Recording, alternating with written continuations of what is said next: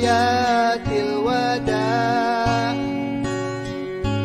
وجب الشكر علينا ما دعا لله داع أيها المبعوث فينا جئت بالأمر المطاع أنت غوثنا جميعا يا مجمل اتباع صلى الله على محمد صلى الله عليه وسلم صلى الله على محمد صلى الله عليه وسلم أشرق البدر علينا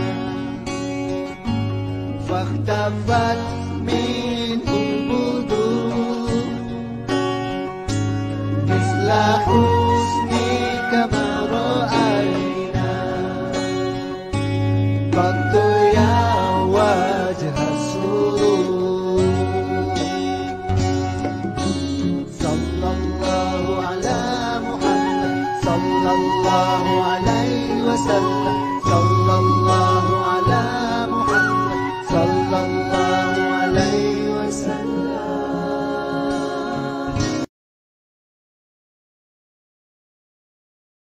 أعوذ بالله من الشيطان الرجيم بسم الله الرحمن الرحيم الحمد لله رب العالمين الرحمن الرحيم مالك يوم الدين إياك نعبد وإياك نستعين اهدنا الصراط المستقيم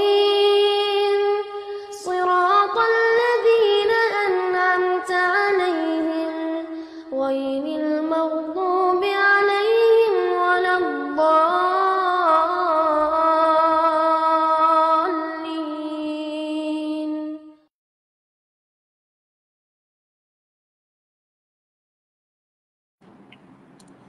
Amin, amin ya rabbal alamin. Assalamualaikum warahmatullahi wabarakatuh. Selamat datang semua yang baru masuk, masya-Allah. Waalaikumsalam. Muhammad Syafiq, Ani Razi, Najib Latif. Selamat datang yang baru masuk, masya-Allah. Sebelum saya meneruskan saya punya live, saya Amar Sufi Ali. Jadi sebelum saya teruskan, saya nak minta tolong semua yang dah menonton ni, selamat datang, masya-Allah. Saya nak minta tolong korang bantu suara dan gambar saya clear tak? Suara dan video saya clear tak? Nak minta dulu korang ni takut juga kan, cakap panjang-panjang kan tak dengar ke? Masya Allah. Nak tahu daripada respon korang, suara dan video clear tak?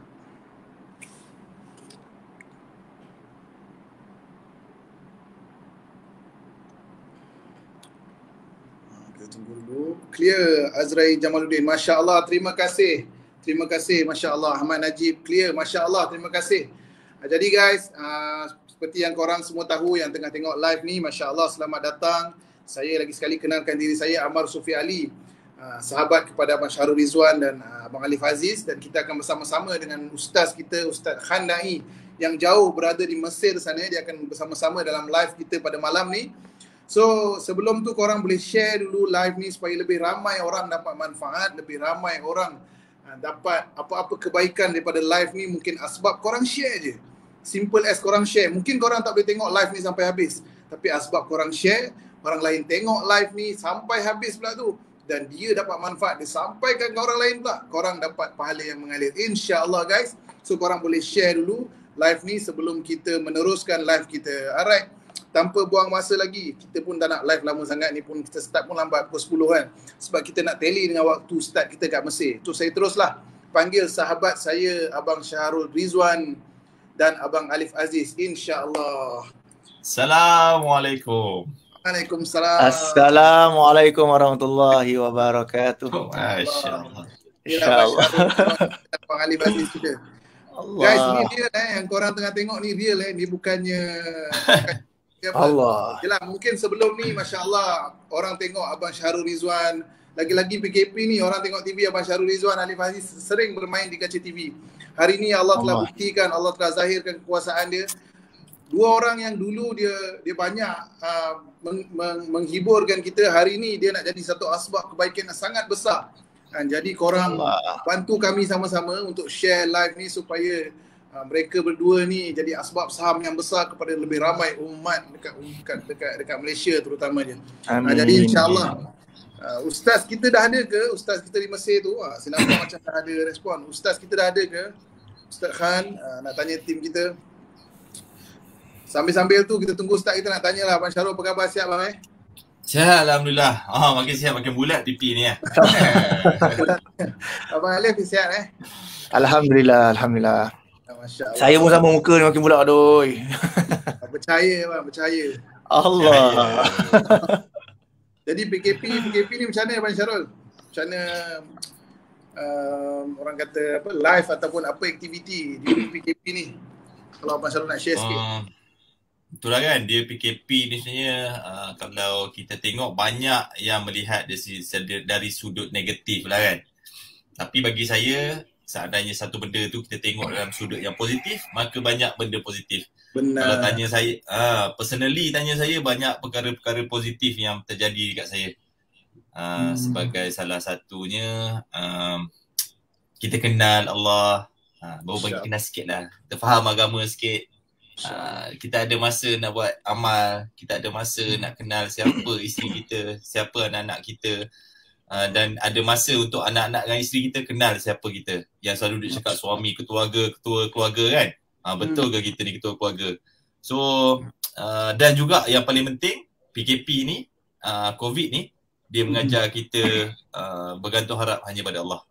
Benar Allah. InsyaAllah. Sebelum ni kita sibuk bang kan, anak hantar sekolah, isteri di rumah, kita kerja. Macam Abang Syahrul kata, sekarang baru kita kenal, baru kita dapat bagi masa dekat keluarga kita. Masya Allah. Jadi untuk Abang Alif Aziz pula, macam mana sekarang PKP, apa your activity, program apa ke, boleh share sikit macam mana sekarang? Okay, saya sebenarnya sama macam apa Abang Syahrul cakap. Sebenarnya kita kalau tengok situasi sekarang ni memang banyak benda yang negatif lah. Memang ramai orang tengah suffering, ramai orang tengah tertekan dan sebagainya. Tapi sebenarnya kalau kita tengok pada sudut yang positifnya, sudut yang baik ni adalah macam Abang Syahrul kata, kita semua ada masa untuk beramal. Semua kat rumah ramai-ramai boleh beramal bersama keluarga, jemaah. Apa yang kita belajar sikit-sikit bersama sahabat-sahabat, macam kita nak hidupkan taklim, kita boleh buat kat rumah. Kita tak ada kata kita busy apa semua kan, sebab memang masa tu banyak Allah bagi masa tu. Jadi untuk saya Alhamdulillah, saya rasa sangat-sangat bersyukur sebab Allah bagi saya sesuatu yang sangat mahal di waktu yang apa ni orang kata satu fasa yang sangat genting untuk semua orang lah. So Alhamdulillah saya sangat happy dan keluarga saya pun Alhamdulillah diorang pun happy juga. Macam Abang Syahrul kata, kita ni semua baru-baru lagi, sangat baru-baru sangat belajar, baru-baru faham sikit, tapi insyaAllah. Okay, kita tengok ustaz kita macam dari ni. Okay, kita simpan dulu. Banyak kita nak dengar cerita pada Abang Syahrul. Allah. Kita dengar Kaku Zari yang mungkin menyentuh hati-hati orang yang tengah tengok. So guys, korang kena stay consistent live ni insyaAllah sampai habis. Kita cuba habiskan. Agak nak habis pukul apa bang? Pukul 11 ke 11.30 ke macam mana? Kita ikut je Kita ikut je insyaAllah. So guys, korang boleh stay dalam live ni, tengok, korang boleh share dan stay tune, banyak manfaat yang korang akan dapat. Dan saya teruslah boleh jemput ustaz kita yang tercinta daripada Mesir. Dah ready ke ustaz? Allah. Masya Allah. Assalamualaikum Ustaz. Waalaikumsalam warahmatullahi wabarakatuh. Tadi dengar cerita pasal bulat-bulat, saya pun dah pilih bulat ni, masya-Allah. Siap Ustaz. Rindunya Ustaz, insya-Allah. Aduh, rindunya insya-Allah. Kami sampai daripada Hadramaut, baru flight mendarat dalam mungkin 3 jam yang lepas. Baru je mendarat. Insya-Allah. Sekarang kat Mesir tak? Sekarang kat Mesir. Kalau Yaman beza 5 jam, Mesir beza 6 jam. Jadi di Mesir sekarang baru pukul 4 suku. Pagi. 4 suku petang. Oh, Ha. lepas asar. Allah. Pasal Lepas asar. kita buat bayan asar tu lah ni. Oi. Masya Allah. Okay guys, InsyaAllah. jadi kita teruskanlah kita punya program kita malam ni. Jadi kita tahu sekarang ni kita dah masuk ke tahun 1443 Hijrah Ustaz. Tahun baru. Dulu kalau sebelum kita Allah bagi sikit kefahaman ni, kita faham New Year tahun baru tu 2021, 2022 kita celebrate, bakar bunga api, bawa wife, family makan besar, pergi. Itu kita faham tahun baru. Kan kita punya New Year resolution apa semua tak salah, tapi ada benda, ada tahun baru yang lagi orang kata lagi bermakna yang kita boleh buat perubahan ataupun kita boleh letak resolution ke azam ke, which is tahun baru hijrah. Tahun baru hijrah. Jadi berkaitan dengan hijrah ni, awal Muharram ni kita nak new start lah orang kata. Kita nak buat new beginning, kita nak buat azam tahun baru. Selalu orang kata apa, New Year resolution. Jadi kita nak start dengan kita dengar sharing-sharing orang yang diorang dah melalui fasa hijrah ni. Mungkin ada yang baru nak start, jadi kita dengar macam mana Kak Kuzari ataupun sharing perjalanan hijrah daripada sahabat-sahabat kita yang diorang ni dah lalui fasa ni, dan mungkin korang boleh dengar, korang boleh ambil poin-poin dan korang boleh jadikan cara ataupun korang boleh follow macam mana diorang boleh start berhijrah sampai sekarang. Jadi insya-Allah kita mulakan dengan Abang Syahrul Rizwan kita. Masya-Allah. InsyaAllah. InsyaAllah.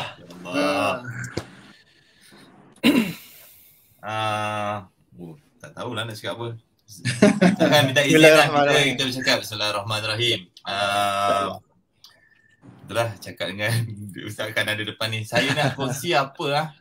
Dia sebenarnya bila Allah dah bagi faham agama sikit ni kan, bagi sikit je. Dia makin lama kita makin takut tau Mak. Allah. Dia takut apa tau? Takut Allah ambil balik yang kita faham ni. Allah. InsyaAllah kan. So saya hari-hari saya cakap dekat ahliah saya, rumah saya cakap kan, kena doa tiap-tiap malam. Allah bagi kita faham sikit ni, kita rasa seronok dan kita rasa yang kita ni dah tahu sebenarnya banyak, tapi kita tak tahu anytime je Allah boleh tarik yang rasa faham ni kan. Jadi permulaannya kalau nak cakap, semua orang rasanya Allah dah bagi petunjuk awal-awal dah, yang mana baliklah pada dia kan. Saya dulu pun saya rasa Allah dah bagi lama dah tunjuk. Masa tahun 2016 tak silap saya accident. Kereta saya total loss tapi tak ada satu pun luka dekat saya. Allah dah bagi tunjuk kat situ kan. Tapi kita tak sedar kan. Kita tak tahu, Allah tak bagi lagi kefahaman masa tu. Jadi bila dah lama sampailah kita ringkaskan, sampailah ada part mana saya rasa saya pergi ke Mekah, saya minta semua doa kan. Ya Allah, bagilah aku 3 kali saya pergi ke Mekah Zat kan. Alhamdulillah, solat tak ke mana pun Allah bagi pergi kan. Buat maksiat pun Allah bagi pergi. Jadi kita pergi, kita minta doa. Ya Allah, kau bagilah aku jadi seorang pelakon yang hebat kan. Kau bagilah. Saya pernah minta, ya Allah, kau bagilah aku berlakon peluang untuk cerita filem aksi, cerita action ni kan. So saya dapat saya nak badan besar-besar, ketak-ketak, bagi Allah dapat. Saya minta Allah bagi. Saya minta apa lagi? Bagi saya anak, Allah bagi. Minta anak perempuan, Allah bagi. Tapi saya tak minta dengan sungguhnya, supaya kita ni Allah pelihara iman kita. Allah. Saya tak minta benda tu. Jadi satu benda yang saya kesalkan lah. Dan saya rasa macam angkuhnya kita ni kan. Kita minta untuk dunia je. Kita minta dunia, Allah bagi, tapi kita sama je. Allah. Tapi itulah asbab mungkin daripada doa ibu dan ayah kita, doa daripada sahabat-sahabat kita, daripada ustaz-ustaz yang pernah buat kerja usul dakwah, yang pernah tengok saya dekat TV ke tengah berlakon. Mungkin ada yang pernah doakan, satu hari nanti bagilah dia betul-betul hidayat kan. Kadang-kadang kita rasa kita dah dapat hidayat tu, tapi sebenarnya tak, itu bukan hidayatnya. Sekarang ni pun saya tak tahu sama ada ini hidayat Allah pun, saya tak tahu. Tapi hari-hari nak minta dengan Allah kan. Jadi pada hari tu saya tergerak hati nak beli ni, mikir hat Amma yang Amma tengah pakai tu kan. Abang nak Sebab masa tu Allah. iklan ke apa? Saya tak sure dekat mana, tapi saya rasa nak belilah kan. Nak belilah. Bila nak beli tu semua, lepas tu Amma ada cakap nak jumpa kan. Saya beli yang ni kali kedua kan. Betul. Masa tu mula-mula tim saya yang deal. Lepas tu tim kata, bang ini Syahrul Ridwan pelakon, abang deal lah dengan dia. Lepas tu saya terus WhatsApp, Assalamualaikum Tuan Yang Mulia. InsyaAllah. Kan? Jadi itu sebenarnya, itulah kita tak tahu kan asbab-asbab ni semua. Jadi Amma ni, lepas tu dia nak sangat jumpa dengan saya. Dia nak sangat bagi tu kan. Saya cakap kenapa dia nak bagi? Kita artis, biasalah artis kan. Artis mesti ada perasaan dia macam ni. Kan, Masya Allah. Saya datang dengan Abang Ustahan tu. Saya rasa ada satu perasaan yang macam ni saya lah, saya sendiri, bukannya orang lain ke apa. Saya ada perasaan bila jadi seorang artis ni, kita rasa kita lah yang paling famous kat dunia ni. Sebenarnya kita orang tak kenal kita pun. Dekat langit saja, dekat luar mana tak ada orang kenal kita. Kan, lepas tu saya rasa macam kenapa Amma ni nak sangat jumpa saya. Okey, apa datang borak jumpa dengan Ustaz Khan, bawa buku taklim kan. Jadi Ustaz Khan pun terangkan tentang taklim. Itu pun saya macam okey, faham tak faham. Okey, insya-Allah kita amal-amalkan lah apa-apa. Kan lepas tu Amma pun tunjuk gambar-gambar, Dr. Sam nak keluar 3 hari semua kan. Lepas tu saya pun ada beritahu, saya sebenarnya dulu saya pernah berlakon dekat apa namanya, sempadan Kedah, saya tak ingat. Saya pernah pergi dekat satu madrasah sekolah pondok. Saya cakap, satu hari nanti aku nak duduk kat sini, nak keluar, nak rasa macam mana susah tu semua kan. So saya pernah doa macam tu. Lepas tu bila last kali, ini ayat saya akan ingat sampai mati lah. Itu pun saya dah selalu ulang juga. Amma cakap kat saya, bang, kita jumpa hari ni kerana Allah, kita berpisah hari ni, kali ni kerana Allah, dan insya-Allah ada rezeki kita akan jumpa kerana Allah.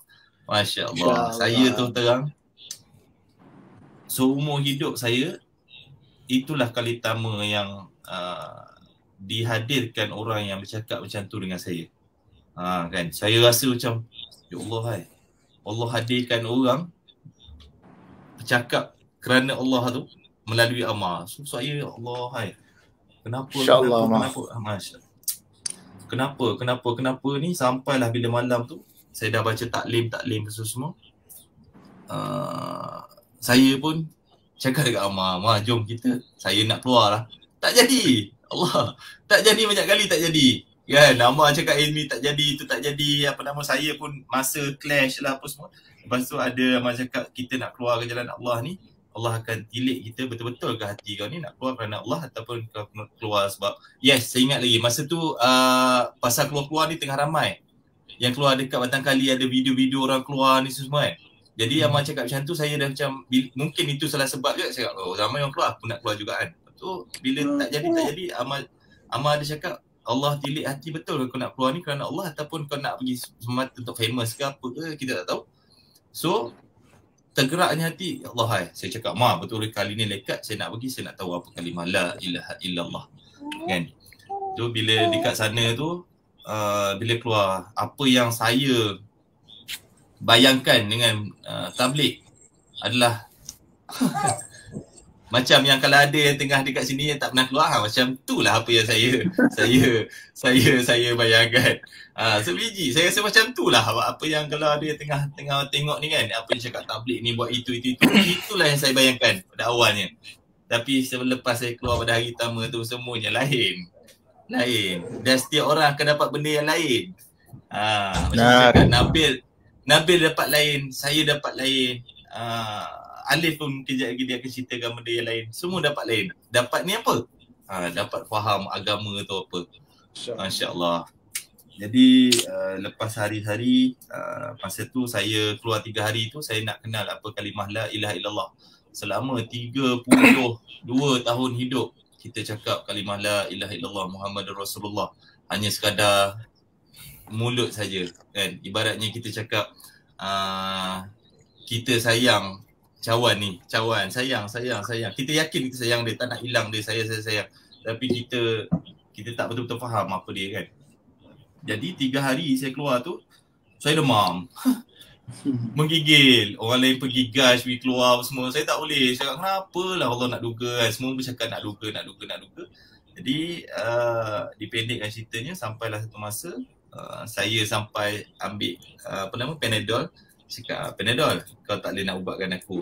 Allah yang ubatkan aku makan ni. Bukan kau atas izin Allah ubatkan aku. Lepas makan Power. Alhamdulillah, elok sikit. Bila balik daripada 3 hari, dia terus elok. Kan, makanya apa yang dapat pada hari tu, saya duk fikir, Allah nak tunjuk lah kuasa Allah kan. Dan aku nak tahu apa la ilaha illallah. Tiada Tuhan melainkan Allah. Adakah kalau kita makan ubat boleh redakan kita punya sakit? Tak. Kalau Allah cakap tak boleh, tak boleh. Kalau Allah tak izinkan memang tak boleh. Dan yang kali kedua, alhamdulillah, yang kali kedua ni real guys. Ini real ni Ustaz. Yang kali kedua ni masya-Allah dekat Batang Kali. Masya-Allah ini real. Sangat-sangat real yang sampai saya ingat sekarang ni. Pergi mandi sungai. Jadi bila terjun, saya sebelum sampai saya cakap, Ma, ada tak dalam hadis-hadis dalam buku-buku taklim ni, dalam kitab taklim menceritakan tentang berimannya kita tentang kematian. Macam mana rasanya mati tu, takutnya mati semua kan. Allah bagi cash kan. Ustaz, saya terjun kali pertama, kita seronok. La ilaha illallah. Boom terjun kan, seronok. Saya terjun, lepas tu ada jumpa satu satu grup budak-budak muda. So pergi, okay, kita cubalah tashkil, bukan tashkil lah, cakap pasal kebesaran Allah kan. Satunya kalau kita ni cakap tentang siapa, kita nak cakap pasal siapa? Pasal orang-orang yang kita sanjung. Bukan sanjung lah, maksudnya kita rasa, kita cakap pasal Batman lah, kita mesti tahu apa hebatnya Batman, boleh buat itu, ini ni. Cuba kita cakap kebesaran Allah dengan orang. Betapa payahnya, Masya Allah. Masya Allah, betapa istimewanya Allah tu yang kita bukan sebarangan boleh cakap. Kadang-kadang kita nak cakap Allah yang bagi kita minum, Allah yang membenarkan kita kenyang, Allah yang membenarkan tangan ni, kita boleh cakap macam tu. Dan benda tu macam Ustaz kan cakap, hanya kata-kata kita rasa macam budak-budak, tapi itulah kata-kata Nabi dulu. Kan? Masya Allah. Jadi bila saya cakap macam tu, ada sama tadi budak tu terjun. Lepas tu terjun bang. Okay, saya terjun, saya lupa nak cakap la ilaha illallah. Saya terjun masuk dalam, masuk dalam, saya tengok, dah kena tarik. Dia tarik ke belakang, Masya Allah. Duduk, cakap mati dah aku ni, mati dah, la ilaha illallah Muhammadur Rasulullah. Mengucap dah, mati dah ni, macam mati dah. Satu kaki datang, naik. Saya tarik, dia cakap, kenapa? Nampak lemah je. Dia cakap, nampak macam biasa je. So, apa yang saya dapat, kita yang tengah hidup ni, zahir yang kita nampak, kita sedih ni, ya Allah sakitnya dia ni, ya Allah ni semua. Itu cuma tengok je. Yang rasa kat dalam ni, kita tak nak cakap. Saya sampai ke malam, duduk. Itu baru Allah rasa nak tak sampai, belum mati pun lagi, baru nak saja. Kan? Nak saja. Saya terus yang, Astagfirullah, takutnya aku kan. Jadi banyak benda yang bila keluar ni macam-macam lah. Dan yang selalu kita dengar kalau orang cakap banyak korban, banyak korban, banyak apa? Banyak faham. Kan? Banyak korban, banyak faham. Jadi sampailah yang baru-baru ni, saya faham satu perkara ialah Abang Kodan bagi ayat ni. Ayat ni saya rasa macam sebab nak cakap tu sangat sebab Ustaz. Pengorbanan untuk Allah ni pasti tak sia-sia. Masya Allah. Ayat tu saya rasa macam biasa je, tapi pengorbanan untuk Allah ni pasti tak sia-sia.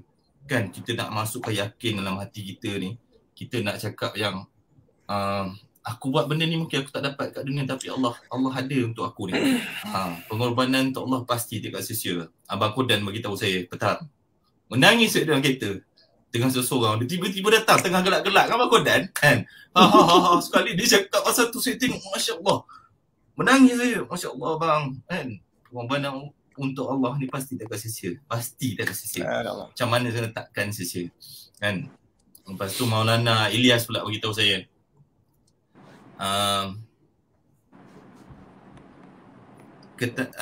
Allah hanya bagi ketenangan dalam ketaatan. Jadi dua ayat tu yang betul-betul buat kat saya, okay, mungkin saya ada satu benda yang saya nak buat selepas ni, which saya tengah mencari kekuatan tu, dan mungkin itulah satu kekuatan yang Allah tengah bagi sikit. Allah alam. Doakan saya. So Amin insya-Allah. Amin insya-Allah kan. Sesiapa yang ada kat sini mungkin kita rasa kita dah dengar YouTube dekat Facebook, kita dah rasa macam aku dah tahu banyak pasal agama. Kita tengok ceramah, kita dah tahu banyak pasal agama. Kita rasa kita tahu hukum, kita tahu banyak pasal agama. Tapi sebenarnya ada. Iman ni satu benda yang kena usaha, kena korban.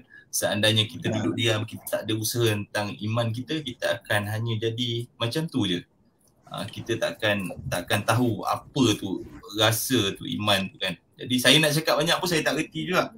Saya nak cakap banyak pun saya tak reti, cuma saya boleh kongsikan yang Allah bagi saya sikit faham, dan juga saya pasti seandainya ada yang dekat sini tengah tengok ni, Allah tengah sayang. Sebab apa?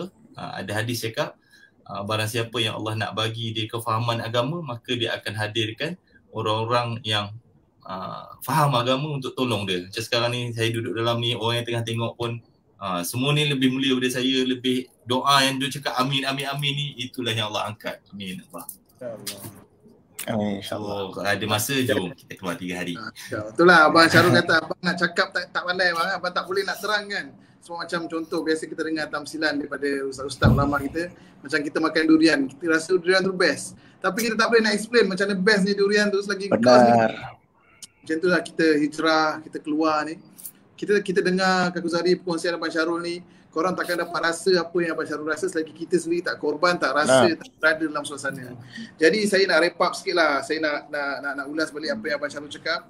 Tadi yang pertama dia adalah bila kita nak hijrah ni, bila kita nak datang, nak berubah jadi baik ni, sebenarnya benda ni Allah selalu detikkan hati kita. Macam Abang Syarul kata, dah lama dah. 2016, maknanya sebenarnya siapa yang rasa nak hijrah, nak berubah ni, sebenarnya pasti dah lama dah Allah detik dalam hati. Kita je tak buat keputusan lagi nak betul-betul berubah, nak berhijrah. Itu nombor satu yang saya dapat daripada Abang Syarul. Dan nombor dua adalah bila kita hijrah ni, kita niat kita kena betul.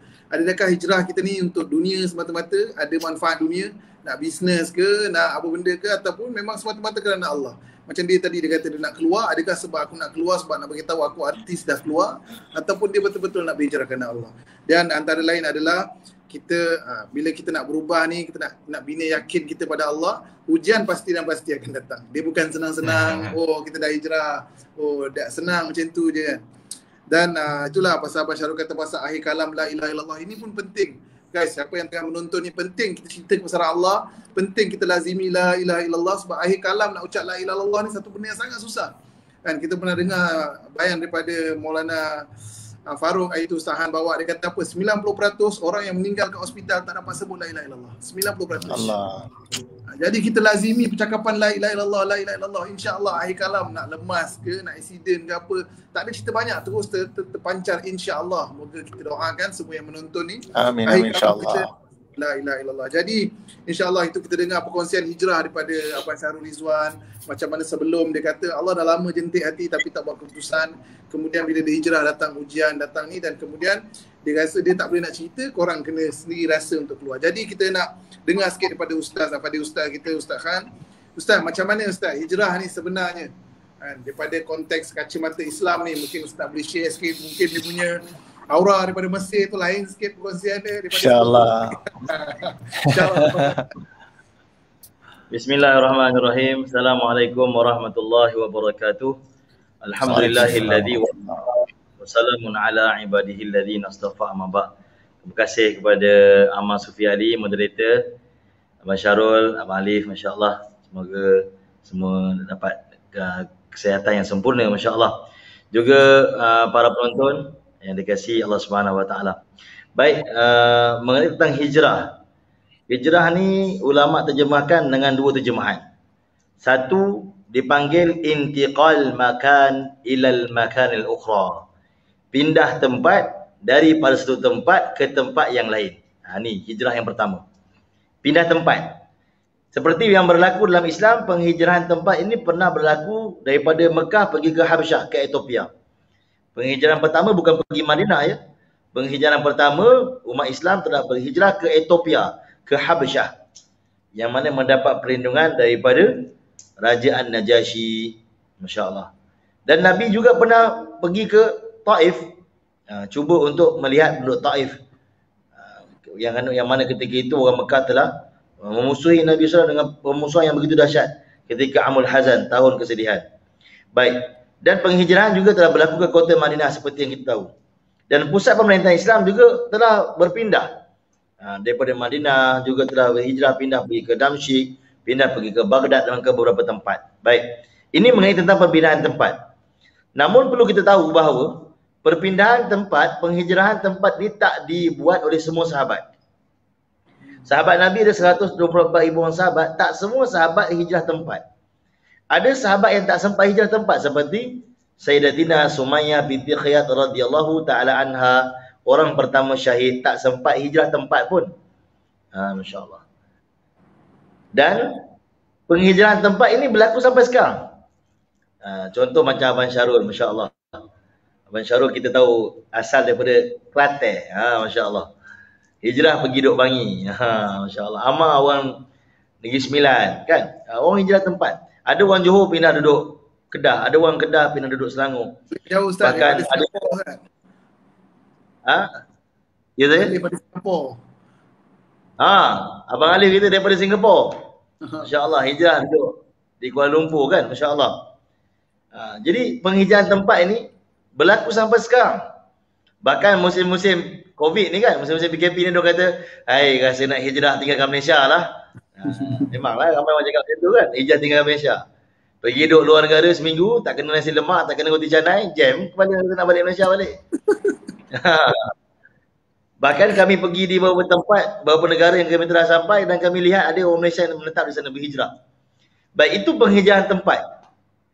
Dan penghijrahan ini tak pun dituntut. Maksudnya kalau nak hijrah pun tak apa, untuk mencari tempat yang lebih baik. Tak hijrah pun tak apa. Ada setengah orang dia perlu hijrah untuk mencari suasana. Mungkin di kampung dia orang semua dah kenal dia. Mungkin dulu dia bekas gangster, mungkin dulu dia bekas perompak.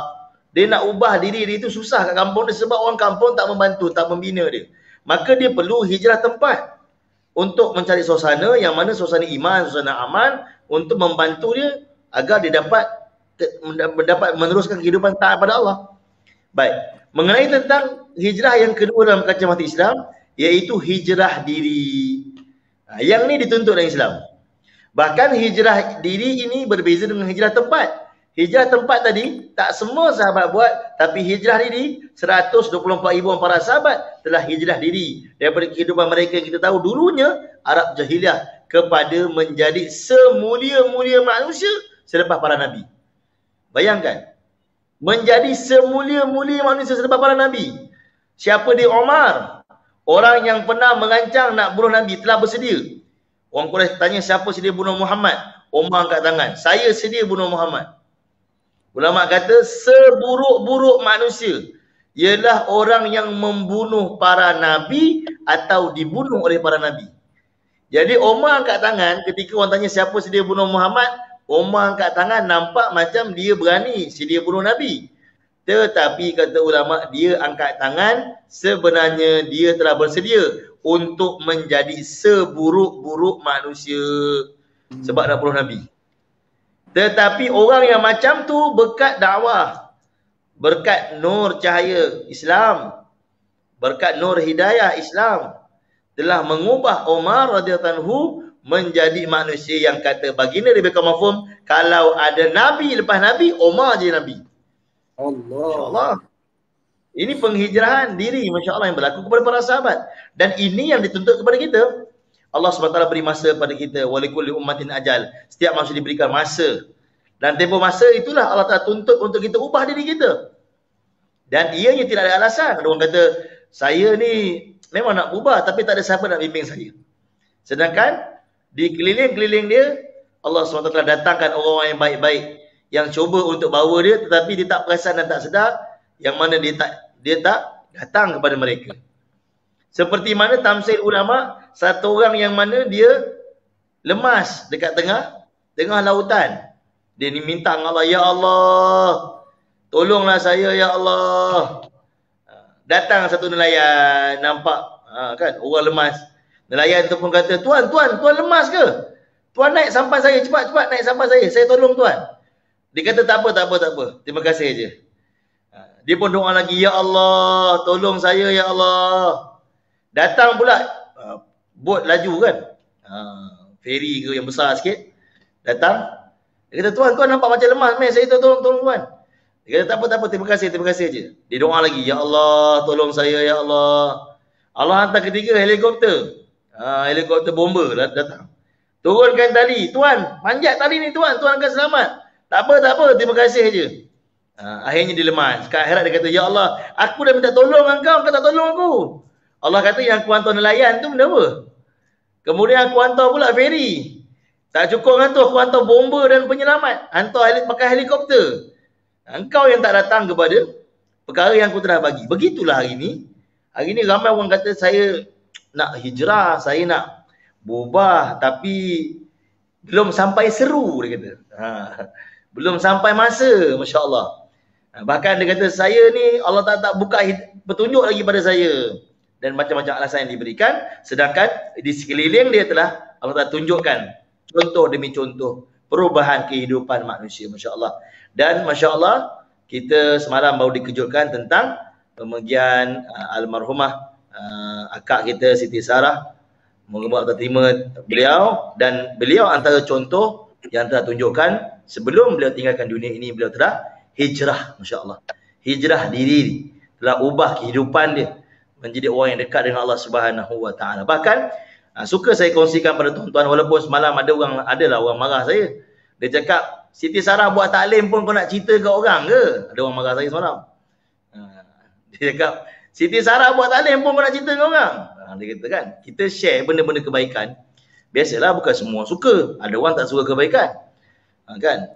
Jadi saja saya nak share pada tuan-tuan. Waktu Abang Nabil mula-mula lepas balik keluar tu, dia telah beli kitab taklim. Saya boleh kata penuh bonek kereta. Kitab taklim tu, dia beli penuh bonek kereta. Dia jumpa mana-mana kawan dia akan bagi kitab taklim. Termasuklah Abang Syuaib, dia bagi. Dan depan saya dia telefon. Dia kata, macam mana rumah kau dah buat taklim? Dia kata, aku dah buat. Aku buat dengan Sarah diorang. Masya Allah. Rumah dia ada taklim tuan. Dan mereka beberapa kali dah dia bagi azam untuk keluar masturat. Tapi disebabkan waktu tu Kak Siti Sarah ni masih lagi dalam keadaan mengandung kan. Jadi agak sukar pergerakan, lagi pula di musim PKP, Masya Allah. Tapi dia telah bagi azam. Jadi tuan-tuan, Masya Allah, orang macam ni ada keinginan tolak, yang mana kita tahu dalam hadis sahih, niatul mu'min khairun min amali. Niat mu'min lebih baik daripada amal dia. Ada niat yang besar. Bahkan dalam penghijrahan, dia telah bertudung, berhijab, Masya Allah, dan menjadi asbab orang lain tengok pun orang telah berubah, Masya Allah. Ia menjadi titik tolak, kerana jadi jariah kepada dia berterusan di akhirat. Satu perkara lagi, Amal, saya nak kongsikan sebelum saya serah pada moderator. Waktu saya belajar di Madinah, saya Alhamdulillah, saya boleh cakap Mandarin. Sebab saya memang dulu sekolah rendah, sekolah Cina. Jadi waktu saya di Madinah, saya ada kawan-kawan daripada negara China. Jadi, bila dia tanya saya, datang daripada mana, saya pun cakap daripada Malaysia. Dia pun cakap, engkau kenal tak ada satu orang perempuan ni, dia kata kat Malaysia, dia ni penyanyi. Dia ni penyanyi dan dia menjadi sebab ramai kawan-kawan aku pakai tudung kat China. Maksudnya kawan-kawan dia Islam, orang Cina, tapi tak pakai tudung. Ni dekat negara China. Tapi asbab daripada orang dekat negara engkau, artis dia kata perempuan, datang kat negara aku telah menjadi asbab kawan-kawan aku pakai tudung. Saya pun tak tahulah siapa. Dia kata nama dia Sheila. Saya pun tak kenal sangat. Dia pun tunjuk gambar. Rupanya tu gambar Sheila Hamzah. Masya Allah. Bayangkan tuan-tuan, satu orang daripada negara kita. Kan? Satu orang daripada negara kita yang telah pergi ke China untuk buat persembahan lah. Dalam bahasa Mandarin. Tetapi asbab dia menjadi inspirasi anak-anak di negara China yang beragama Islam, yang sebelum tak pakai tudung, pakai tudung. Antaranya lah asbab, Masya Allah. Jadi tuan-tuan, sebab itu hijrah ini satu perkara, tapi di sebalik hijrah itu adalah menjadi asbab hidayat untuk umat. Itu yang kita nak ambil. Seperti mana sahabat, penghijrahan mereka, penghijrahan Nabi dan sahabat, ini satu perkara. Tapi asbab penghijrahan mereka itu hidayat untuk umat. Kerana berlakunya hijrah dan juga nusrah. Wallahu a'lam. InsyaAllah. Masya Allah, Masya Allah. Saya terpaku sampai terlupa nak catat tadi, nak gulung balik kan. Tadi tapi kita tahulah kita tahu macam dengan bayan selalu kita terwaju kan, tak sempat nak catat kan. Jadi 2 poin yang kita pada Ustaz, main point adalah hijrah tempat dan hijrah diri. Hijrah tempat ni semua orang buat, tapi hijrah diri ni yang paling penting, sebab 124 ribuan sahabat semua hijrah daripada seburuk-buruk keadaan kepada sebaik-baik umat kan, yang mana kita contohi mana-mana sahabat ni seperti bintang-bintang di langit. Kita contohi mana-mana, insya-Allah kita akan percaya. Dan macam Ustaz kata tadi, jangan kata hidayah tak datang, jangan kata hidayah tak jumpa. Sebenarnya Allah sentiasa hantar kat keliling kita ni. Kita je nak ambil yang mana satu, nak ambil yang nelayan tadi ke, nak ambil yang helikopter tadi ke, nak ambil yang feri tadi ke, masya-Allah. Dan ingat, bila kita hijrah, kita akan ada niat untuk jadi asbab kebaikan, asbab hidayah untuk orang lain. Kita tengok macam Abang Syarul, Abang Alif ni kan, diorang ni orang-orang yang, dia orang pandang diorang, boleh dikatakan macam apa, selebriti ataupun orang tengok diorang. Jadi diorang ni jadi asbab hidayah lebih ramai. Macam korang yang tengah tengok live ni, mungkin daripada Abang Syarul, mungkin daripada Abang Alif Aziz. Dan Ustaz kita pun pernah ajar satu doa yang kita nak minta doa Allah kekalkan hidayah dalam diri kita dan jadi asbab untuk hidayah untuk orang lain. Nanti mungkin di akhir nanti Ustaz boleh share pasal doa tu. Jadi kita pun tak nak buang masa, kita terus kepada Abang Alif Aziz kita. Masya Allah. Allah sayang sangat. Allah. Jadi kita dengar sikit macam mana Abang Alif Aziz dah terdetik hati bila abang dah terdetik hati tu bila abang doa, kemudian bila nelayan ke feri datang tarik ke, bila macam mana cerita dia tu bang? Cuba abang share sikit. Saya cuba insya-Allah. Bismillahirrahmanirrahim. Alhamdulillahirabbil alamin. Ya Allahumma salli ala sayyidina Muhammad wa ala alihi wasahbihi wasallam. Okey. Saya cuba ringkaskan insya-Allah. Saya kalau buat kaku Zari ni kadang-kadang saya jam mama. Banyak sangat berlalu Ustaz. Minta maaf Mas Syarul semua, minta maaf semua insya-Allah. Okey, saya cuba ringkaskan daripada pertama lah. Sebenarnya kehidupan saya daripada saya lahir sampai ke sekarang ni 30 tahun, alhamdulillah Allah telah banyak bagi rahmat untuk saya lah sebenarnya. Yang saya datang daripada satu keluarga, walaupun kita bukan kata orang yang kaya ataupun apa, tapi alhamdulillah saya ada mak bapak yang sangat penyayang, umi ayah saya, adik-beradik saya. So kita umi ayah bekerja kuat untuk besarkan saya, sekolah apa semua. Saya dapat habis sekolah saya nak buat perkara yang saya minat, saya suka menyanyi, keluarga saya sokong 100%. Sampailah jadi selebriti atau artis lah katakan kan. Dan selepas saya menjadi selebriti pula, Allah bagi lagi macam-macam peluang untuk saya dapat rezeki macam-macam. Saya dapat jumpa, tengok dunia macam mana, dunia hiburan dan sebagainya. Saya banyak kawan-kawan dan sebagainya lah. Jadi nak kata apa, saya bukan berasal daripada keluarga yang mungkin ada masalah ataupun ujian yang Allah bagi. Tapi sepanjang saya, kalau orang tengok live ni kira macam normal perfect life, tapi saya pernah sampai satu tahap ni saya tertanya diri saya sendiri. Bila saya tengok cermin selepas macam-macam kontroversi, macam-macam berita yang muka-muka ni, saya tanya diri saya, sebenarnya Alif, apa yang sebenarnya kau nak? Sebenarnya saya tanya, nak keluarga yang baik, Allah bagi keluarga yang baik. Nak ada isteri, Allah bagi isteri yang baik. Nak anak, Allah bagi anak. Semua saya minta, alhamdulillah, semua Allah kurniakan lah. Jadi saya tertanya-tanya, kenapa sampai boleh jadi saya terjerumus dalam benda-benda yang mengikut hawa nafsu dan sebagainya. Saya jadi daripada satu keluarga yang sangat kagum dan bangga akan kejayaan saya. Suatu saya berkecil, belajar bagus, alhamdulillah, pergi secondary school, pergi sini, pergi jadi artis, menang anugerah apa semua, menjadi bangga untuk mereka. Akhirnya untuk 10 tahun tu mungkin pada setengah-setengah orang nampak pendek, tapi pada keluarga saya lah terutamanya, umi dengan ayah saya ni sangat besar. Di mana selepas jadi artis, selepas jadi apa semua, saya ni kira bertubi-tubi selepas satu saya membuat perkara mengikut hawa nafsu.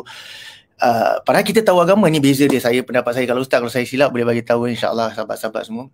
Ramai di antara kita ni tahu agama. Kalau kita tanya kan, tahu tak pasal Islam? Tahu sikit-sikit, Allah ni macam ni, Nabi macam ni kan. Tapi sebenarnya kefahaman tu kita tak ada kan. Macam saya lah, saya cakap pasal saya. Tahu agama tapi faham tu tak. Sebab kalau kita ada kefahaman, saya takkanlah buat benda-benda macam tu semua. Tapi saya tahu ini adalah apa yang Allah dah aturkan untuk saya belajar cara ni. Lain orang belajar lain cara. Jadi dalam 10 tahun tu macam-macam saya buat. saya hampakan keluarga saya banyak kan. Cakap terang lah, saya hampakan adik-adik saya, umi ayah saya terutamanya. Dan nampak mereka sedih, umi saya sedih dan sebagainya. Saya rasa saya pernah cerita ke Zari sikit dengan Ammar.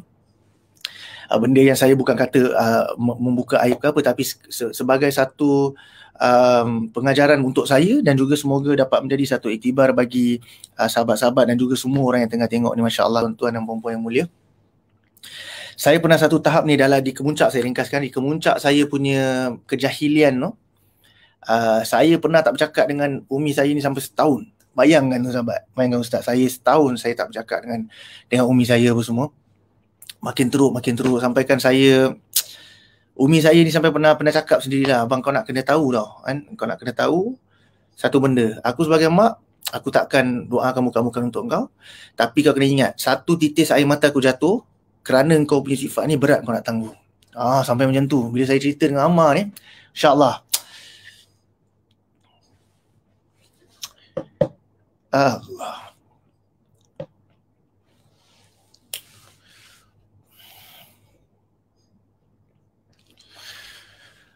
Allahu Akbar.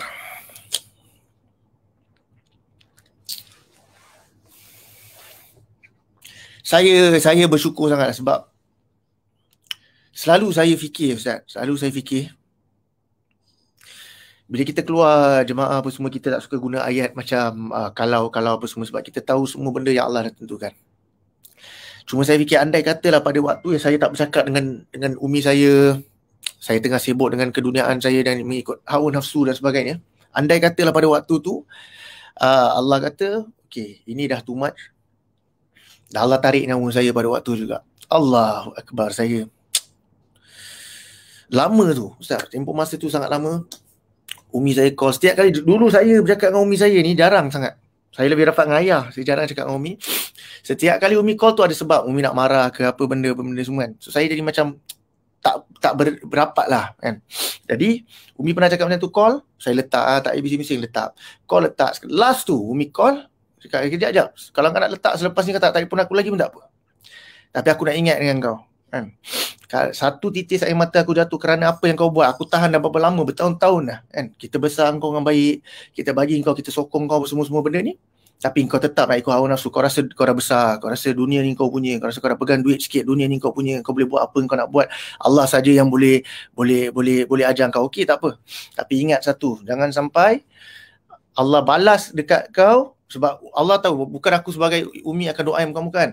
Tapi Allah tahu isi hati seorang ibu, dan terlintas dalam hati aku ni berat untuk kau nak tanggung. Masya Allah, saya fikir balik tu, Allah, saya bisa cerita dengan Ammar tu, saya jadi, bila flashback saya jadi jam lah, Masya Allah. Tapi itulah nak ceritakan Allah ni punya Maha baik. rahmat, maha baik, Masya Allah. Saya ada kawan-kawan yang seangkatan sama-sama dengan saya ni, yang ada pun dah pulang dan kembali ke rahmatullah, belum sempat lagi, Masya Allah. Tapi sebab saya rapat dan sebagainya, jadi saya kadang-kadang saya tanya diri saya, apa sebenarnya kelayakan aku sebagai seorang hamba Allah yang dulu Allah dah bagi macam-macam, tak minta pun. Ini dia kelebihan Allah ni. Bukan kelebihan, memang Allah punya sifat ni, di mana hamba dia, kita minta sikit tapi Allah bagi limpah-limpah. Kita tak minta pun kan, tangan kita tak minta kan, mata kita tak minta, Allah bagi. Saya sekolah, Allah bagi keluar, Allah pilih saya untuk jadi orang Islam, lahir sebagai orang Islam, pada keluarga yang alhamdulillah penyayang. Allah bagi saya pula dapat kejar impian saya jadi seorang penyanyi dan sebagainya. Macam-macam Allah bagi. Saya duduk fikir, Allah Akbar. Tapi macam tu aku balas balik. Bukan kata aku balas balik dengan Allah tu pada waktu tu jauh sekali. Dengan mak bapak saya sendiri pun yang membesarkan saya dengan tangan mereka sendiri. Ayah saya yang bekerja kuat. Ayah saya ni Masya Allah, seorang yang sangat penyayang, Masya Allah.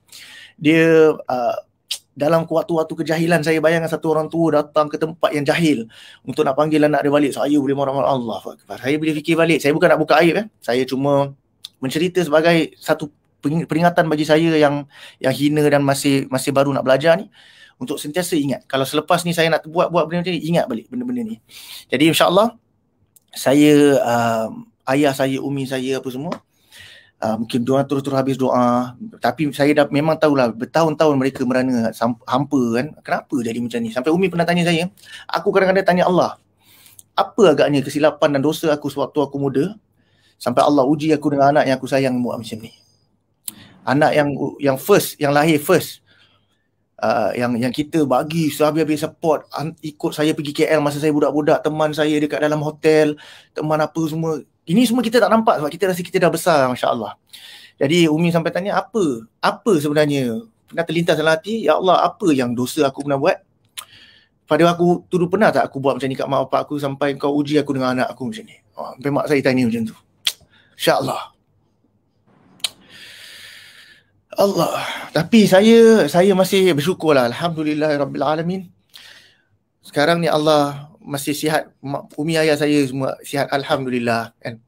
Allah kalau nak uji saya, mungkin Allah tahu saya tak boleh terima kalau mungkin umi saya, ayah saya Allah ambil ke ataupun apa. Insya-Allah. Jadi alhamdulillah mereka masih sihat walafiat. Dan okey, untuk kita sedikitlah tentang saya mikir kisah silam ni, saya nak kongsi sikit. Terdetik tu. Okey, jadi Allah bagi ujian di sebalik tu, Allah bagi ujian macam-macam. Macam tadi saya teringat apa yang Ustaz kata, Allah bagi sampan, Allah bagi macam-macam. Saya pernah sampai tahap nyawa tu muka dah pucat, biru macam tak ada darah, masya-Allah. Ada gambar lagi saya tengok. Setiap kali saya tengok gambar tu saya naik bulu rumah saya kan. So bayang kalau waktu ni aku balik ni macam mana aku nak menghadap ni, Allah, buat apa aku nak bawa apa semua ni. Kita rasa macam dunia ni kita punya. Jadi saya banyak kali pernah terlintas kan. Terlintas tapi macam orang kat dalam laut tadi lah.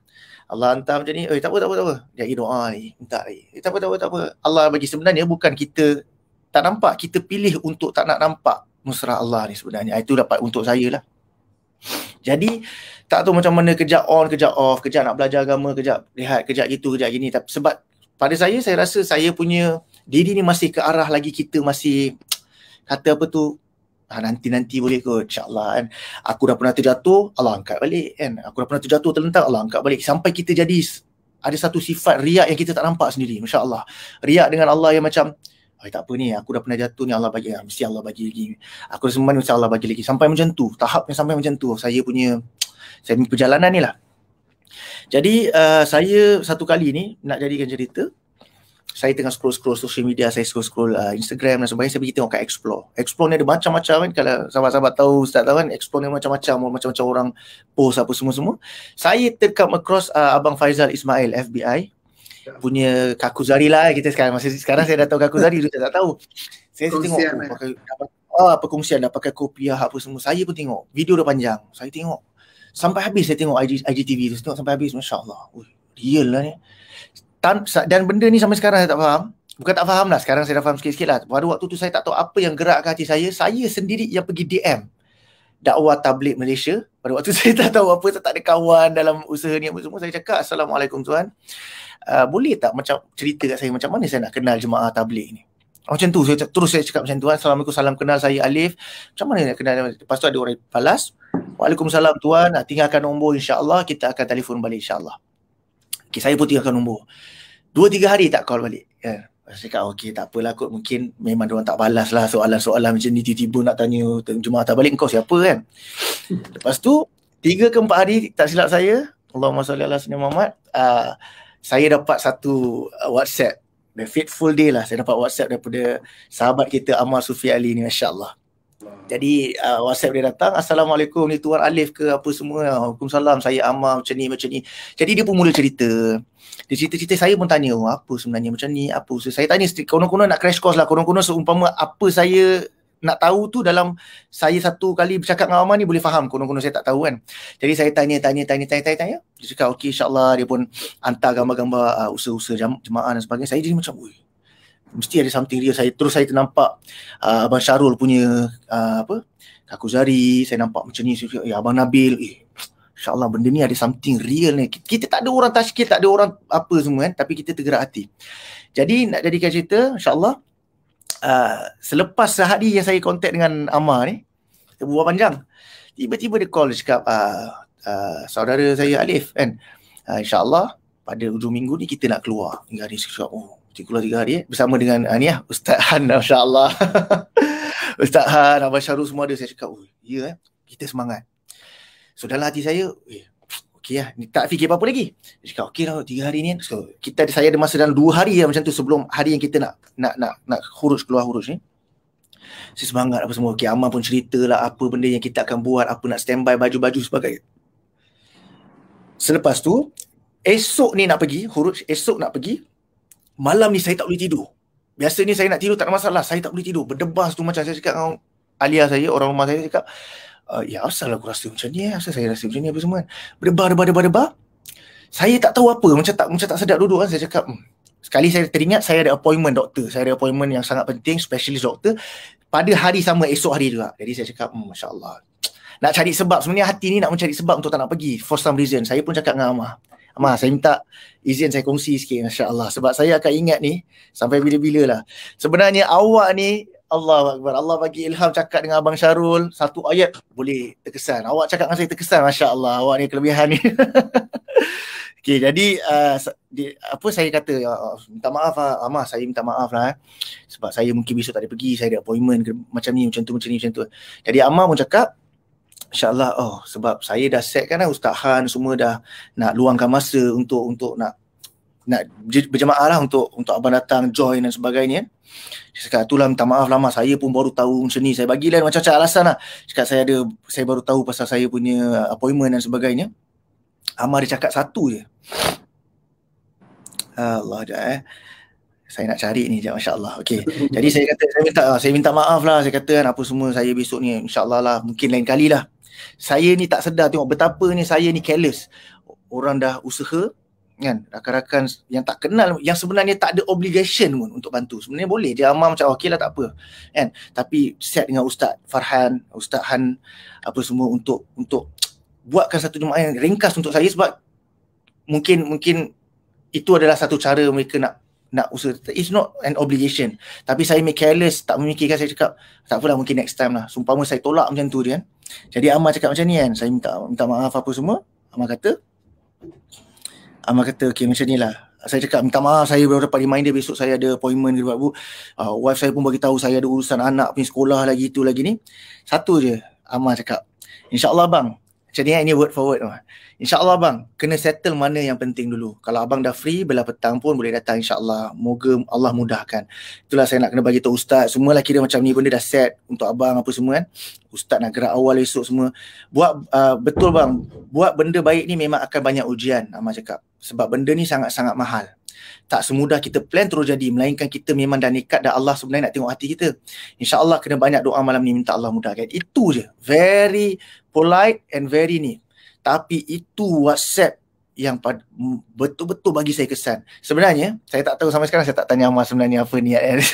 Mungkin niat dia kata, tak apalah abang settle lah masalah ke apa kan, ataupun apa-apa benda, kalau free datang. Tapi bila saya baca balik, Allah bagi saya faham, InsyaAllah bang, kena settle mana yang penting dulu. Saya fikir balik, Masya Allah.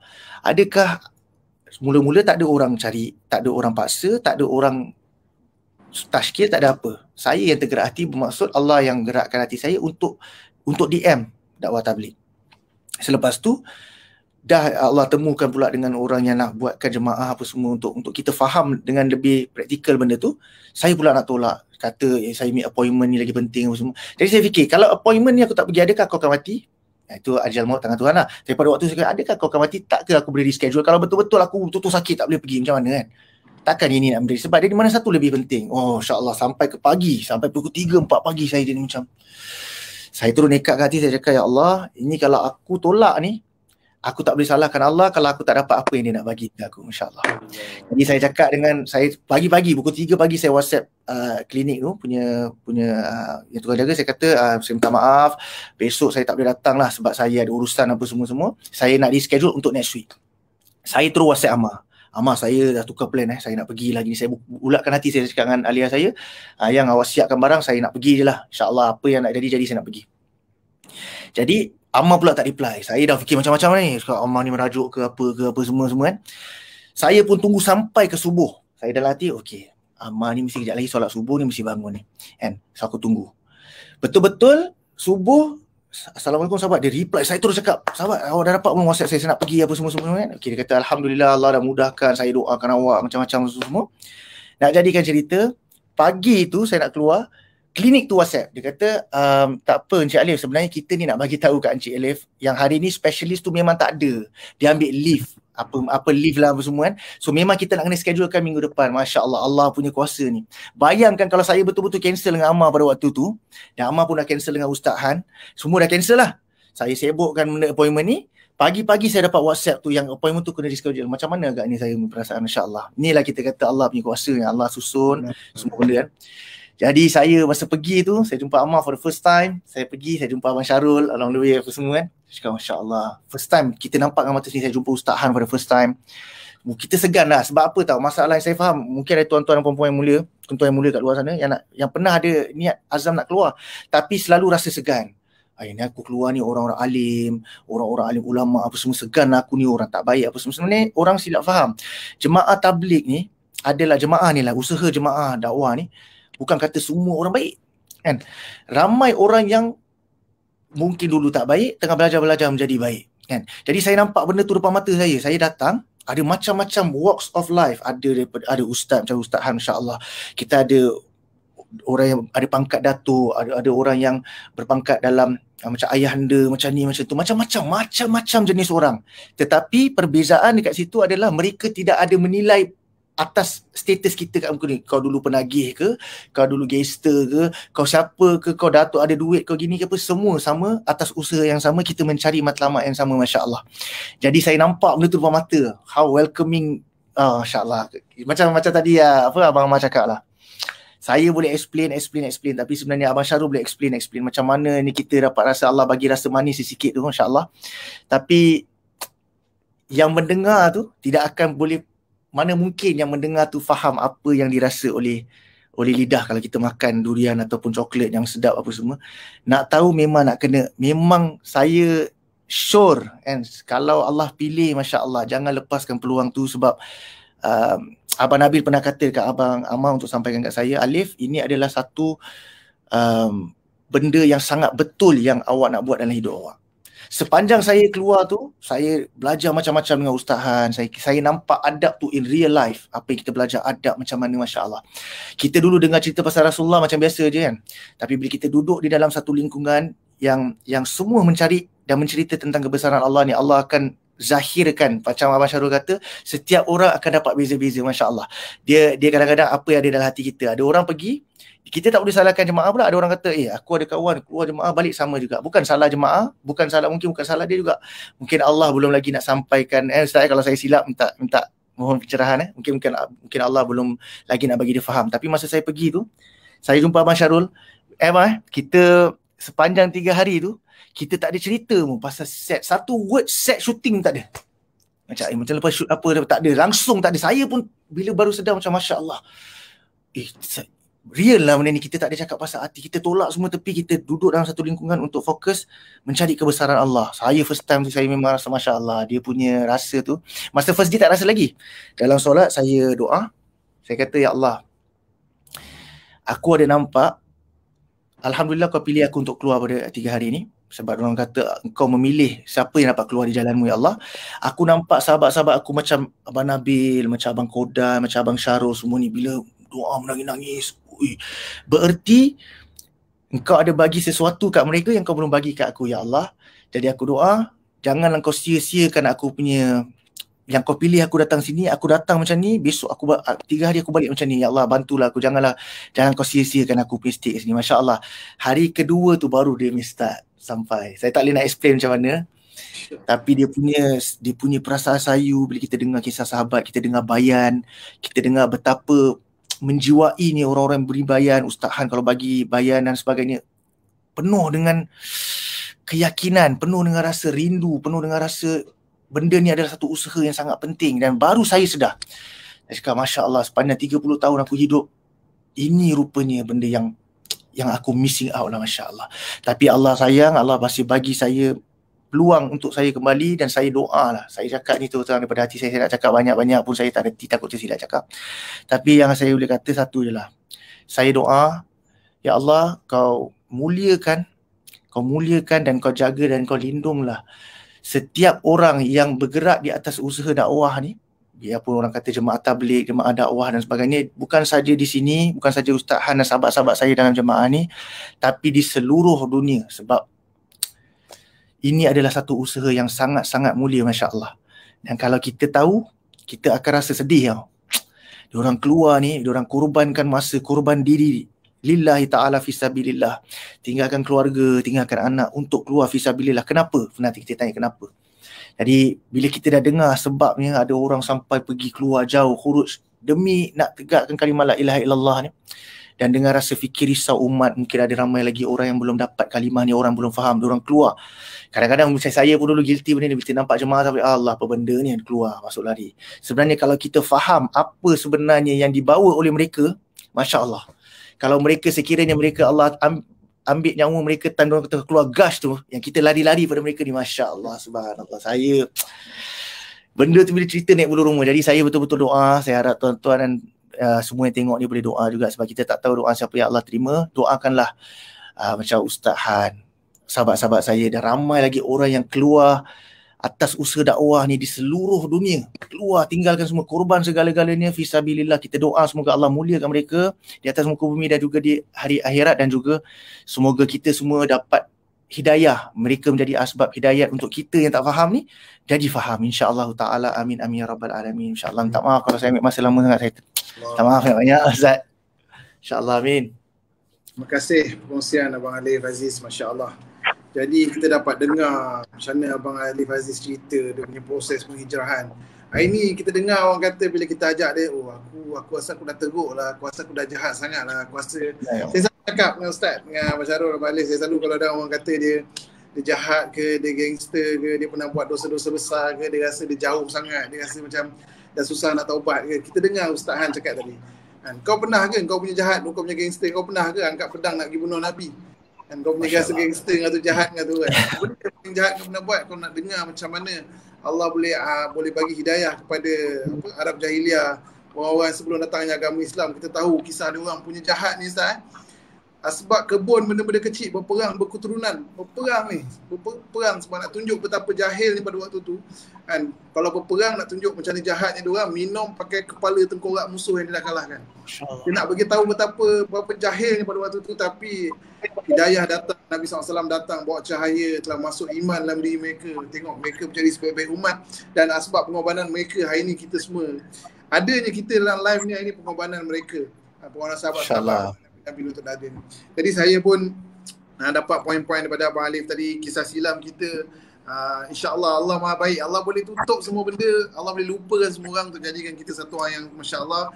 Kemudian macam kembali, kadang-kadang video yang kita tengok dekat sosial media ni, jangan berhenti kongsi kebaikan, sebab mungkin asbab kita kongsi kebaikan, asbab kita share poin-poin yang best, positif, orang lain baca, asbab hidayat, orang nak DM, nak cari.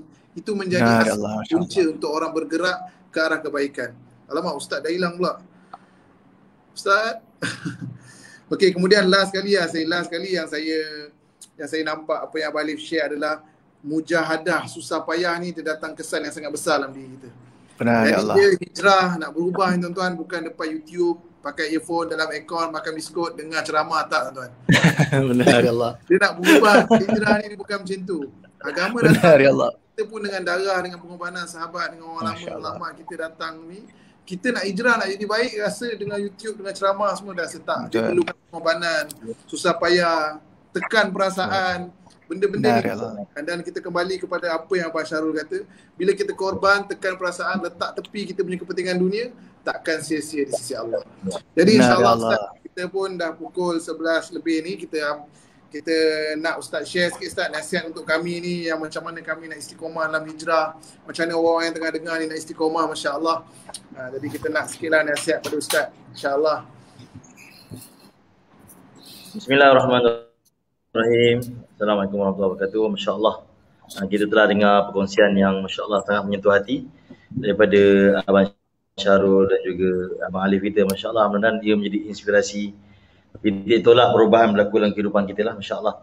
Baik, jadi tuan-tuan yang dimuliakan Allah Subhanahu Wa Taala, banyak orang pasang azam tahun baru. Kan, kita pun mungkin ada pasang azam juga tahun baru. Kata guru kami, azam tahun baru yang terbaik adalah kita azam untuk tambah ketaatan kita pada Allah.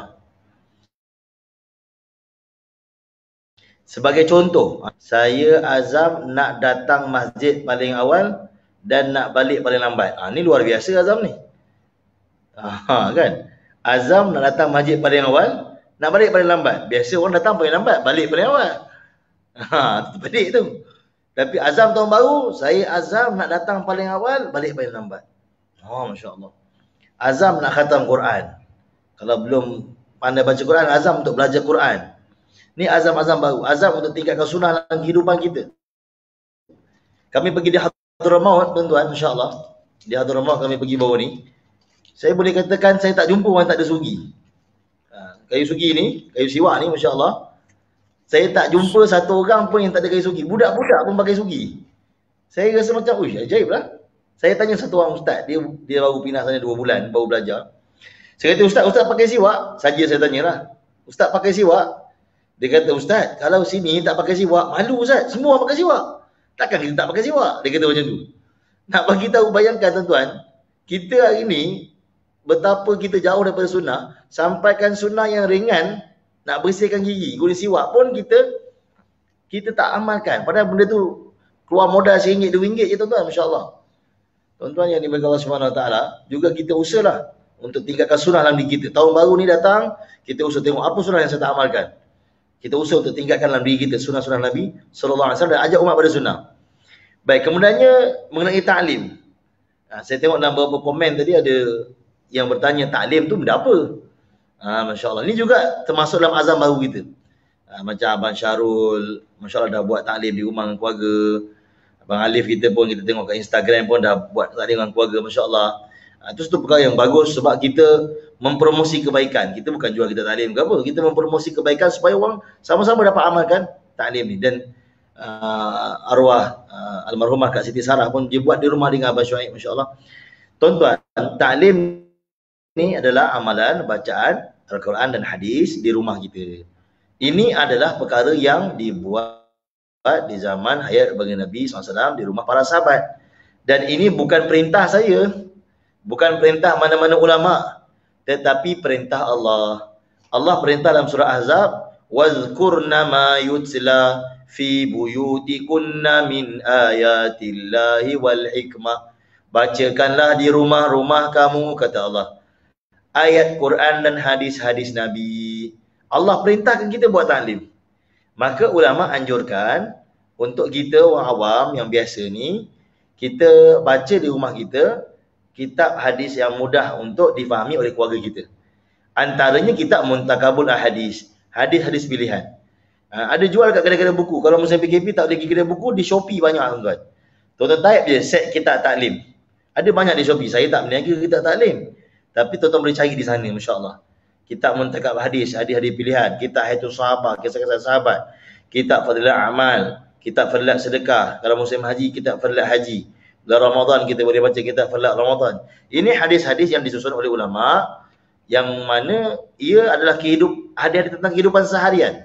Yang kalau kita baca, masya-Allah, kita pun, oh ya Allah, akan bertambah pengetahuan kita mengenai tentang kehidupan seharian kita yang ada bertepatan dengan hadis Nabi SAW, masya-Allah. Dan Allah Ta'ala akan turunkan 3 perkara rumah tangga kita bila kita buat ta'lim. Pertama, Allah akan turunkan rahmat. Dengan rahmat yang turun, keluarga kita akan berkasih sayang. Jadi azam tahun baru kita nak buat ta'lim, tuan. Yang kedua, Allah akan turunkan apa? Keberkatan. Bila keberkatan turun dalam rumah tangga, keperluan kita akan jadi cukup. Yang ketiga, Allah akan turunkan apa? Sakinah, ketenangan. Hari ini balik rumah tak tenang, rasa serabut. Dengan ta'lim kita buat, akan ada sakinah. Kita ambil satu waktu, tuan-tuan. Katalah lepas subuh ataupun lepas isyak, waktu yang kita boleh kumpul semua di keluarga kita. Kita kumpul semua, kita mulakan dengan 1 ataupun 2 hadis. Orang putih, tuan-tuan, sebelum tidur dia akan baca kisah-kisah dongeng untuk anak dia. Kita baca hadis. Sebab ini perintah Allah. Akan lembutkan hati isteri kita, anak-anak kita, keluarga kita. Bahkan hati kita. Kita rasa hati kita keras sangat, kita baca hadis. Hadis ni akan melembutkan hati keluarga kita. Keluarga kita akan jadi bahagia. Sebagaimana kita melihat bintang di langit, begitulah malaikat melihat rupa kita lihat bintang di langit. Dan malaikat akan datang ke rumah kita, masya-Allah. Anak kita akan membesar dengan suasana malaikat, iaitu suasana taat. Malaikat ni sifatnya taat. Jadi di rumah yang adanya ta'lim, anak-anak akan jadi taat pada ibu ayah dia. Di rumah yang ada ta'lim, isteri akan taat pada suami. Di rumah yang ada ta'lim, keluarga akan taat pada perintah Allah. Sebab apa? Suasana malaikat ada di sana. Bayangkan anak kita berada dalam suasana malaikat. Subhanallah. Jadi tuan-tuan penting untuk kita buat ta'lim. Jadi azam tahun baru kita nak tingkatkan Ketakwaan kita pada Allah, nak tinggalkan perintah Allah diri kita. Baik, dan kita juga kena azam untuk kita berada di jalan Allah Subhanahu Wa Taala. Kita kena lapangkan masa kita keluar dakwah 3 hari. Dalam sebulan Allah bagi kita 30 hari. Ulama kata umat ni 1/9/30 hari adalah 3 hari. 27 hari lagi mungkin keperluan kita dengan keluarga kita.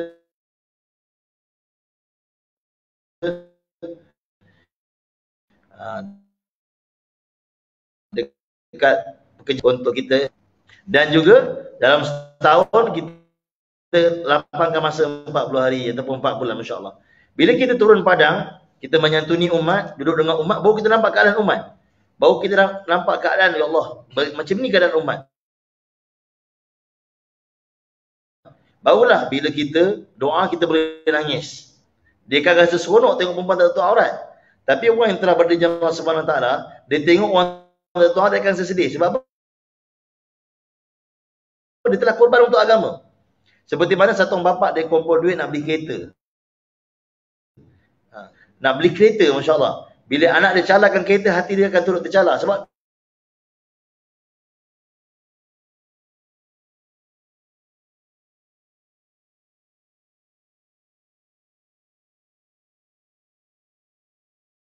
duit tu dia kumpul dengan pengorbanan dia beli kereta tu. Berbanding agama ini bernilai kehidupan kita. Kita tak rasa agama bernilai. Tapi bila kita buat pengorbanan untuk agama, kita datang jumpa umat, santuni umat, rumah ke rumah, lorong ke lorong, pintu ke pintu, hati ke hati, maka kita akan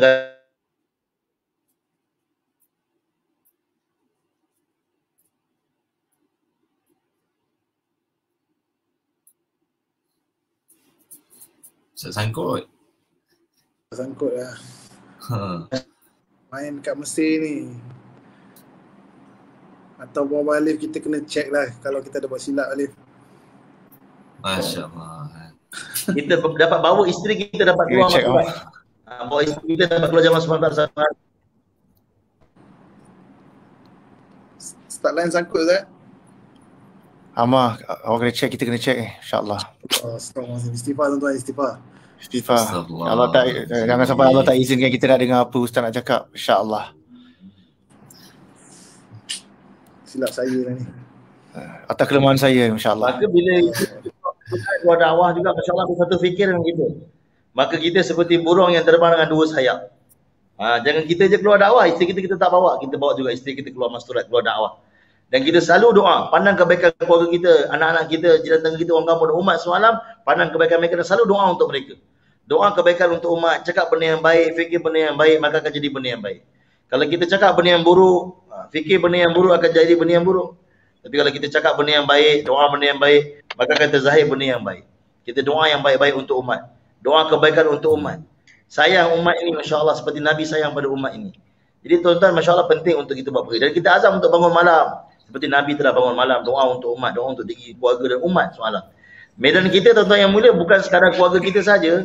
Medan kita bukan sekadar jiran orang kampung kita saja. Medan kita bukan orang negara kita saja. Medan kita seluruh alam. Ada 7 bilion manusia di dunia ini, tuan-tuan. Bayangkan Imam Ghazali kata, kalau ada manusia mati tak kenal Allah, kita kena tanya ke akhirat. Maka sebab itu kerisauan kita kena kerisauan yang luas. Hati kita kena macam laut, kena luas. Fikiran kita juga kena luas. Memikirkan bagaimana 7 bilion manusia dapat kenal Allah Subhanahu Wa Taala. Malam doa dengan Allah Subhanahu Wa Taala, siang jumpa manusia. Maka dengan itu mudah-mudahan Allah terima kita semua, dan tahun baru ini menjadi tolak perubahan dalam kehidupan kita. Moga Allah terima kita semua. Dan insya-Allah tuan-tuan, mungkin nanti kita akan buat lagi live macam ni, masya-Allah, pada 10 Muharram. Insya-Allah kita akan buat lagi macam ni, insya-Allah. Sebab 10 Muharram inilah hari Nafi Isbat. Kenapa saya kata hari Nabi Isbat? Yang tuan-tuan biasa cakap Nabi Ibrahim campak dalam api. Api tak boleh bakar. Yang boleh bakar ialah Allah Subhanahu Wa Taala. Tuan-tuan cakap laut apa di mana Nabi Musa SAW balik ketuk tongkat dengan laut terbelah. Ini semua berlaku pada 10 Muharram. Hari yang mana kita disunahkan untuk puasa. 9 dan 10 Muharram kan disunahkan puasa kan. 10 Muharram tu kemuncak dia tu. 10 Muharram itu adalah hari Nafi Isbat. Yang tuan-tuan selalu buat Nafi Isbat dengan keluarga, dengan anak-anak tu, itulah kemuncak hari Nafi Isbat. Nanti kita akan buat satu lagi forum macam ni, sembang santai macam ni, masya-Allah. Kita akan cerita tentang Nafi Isbat, masya-Allah. supaya setiap orang yang dengar dalam majma' kita ni, di mana tuan-tuan berada, sebab ada yang dengar mungkin daripada Australia, ada kawan-kawan saya di Australia, orang Malaysia tinggal di sana, ada kawan-kawan saya daripada Saudi, daripada UK juga sedang dengar. Mungkin kita sama-sama dapat wujudkan taklim dengan target kita malam ni, dan kemudian pada pertemuan sebelum malam nanti kita akan sama-sama buat nafi isbat. Moga Allah terima kita semua. Saya mohon maaf sebanyak bagi pun bahasa bahasa, moga Allah tak terima kita semua insya-Allah. Amin insya-Allah. Jadi insya-Allah kita terus doa ke macam mana Ustaz? Boleh ikut doa terus kot insya-Allah. Insya-Allah. Ustaz, insya-Allah Ustaz, doa awal tengah jalan keluar jalan Allah. Alhamdulillah sallallahu alaihi wasallam wa ala alihi wa ashabil kiramil Fatihah. Auzubillah.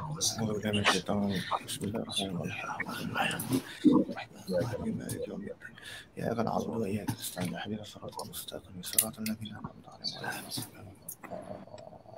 اللهم ربنا لك الحمد كما ينبغي لجلال وجهك وعظيم سلطانك. أعوذ بالله من الشيطان الرجيم. بسم الله الرحمن الرحيم. الحمد لله رب العالمين والصلاة والسلام على رسول الأمين سيدنا مولانا محمد وعلى آله وصحبه أجمعين. اللهم يا أول الأولين يا آخر الآخرين يا ذا القوة المتين يا راحم المساكين يا أرحم الراحمين. اللهم أنت الله أنت الأحد الصمد لم يلد ولم يولد ولم يكن له كفوا أحد. اللهم أنت ربنا لا إله إلا أنت خلقتنا ونحن عبادك ووعدك ما استطعنا نعوذ بك بنعمتك علينا ونبوء بذنوبنا فاغفر لنا ووالدنا وأهل قريتنا ولمن أحسن إلينا ولمشايخنا ولجمة محمد صلى الله عليه وسلم فإنه لا يغفر الذنوب إلا أنت. اللهم اهدنا واهد بنا واهد الناس جميعا واجعلنا سببا لمن اهتدى. اللهم يا مقلب القلوب ثبت قلوبنا على دينك وعلى طاعتك وعلى جهاد وخرج في سبيلك حتى موتنا بموت الشهداء.